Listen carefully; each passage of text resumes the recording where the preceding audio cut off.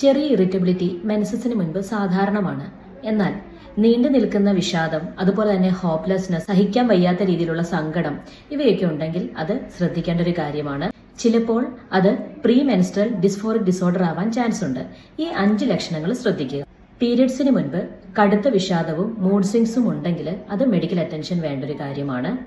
രണ്ടാമതായി, പീരിയഡ് സമയത്ത് കടുത്ത വേദന അനുഭവപ്പെടുന്നുണ്ടെങ്കിൽ, അതായത് ഡെയിലി ആക്ടിവിറ്റീസിനെ പോലും ബാധിക്കുന്ന തരത്തിൽ വേദനയുണ്ടെങ്കിൽ അതും ചികിത്സ തേടേണ്ട ഒരു കാര്യമാണ്. മൂന്നാമതായി, 7 ദിവസത്തിലധികം നീണ്ടു നിൽക്കുന്ന അമിത രക്തസ്രാവം ഉണ്ടെങ്കിൽ. നാലാമതായി, അമിതമായ ക്ഷീണം, എന്തെങ്കിലും ഒരു ചെറിയ കാര്യം ചെയ്യുമ്പോൾ വരെ മടുത്തു പോകുന്ന അവസ്ഥ. അഞ്ചാമതായി, ബ്രസ്റ്റിലുണ്ടാകുന്ന കഠിനമായ വേദനയും അതുപോലെ തന്നെ നീർക്കെട്ടും.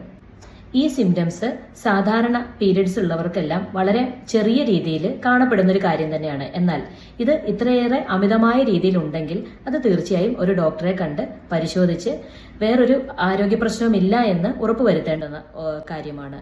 താങ്ക്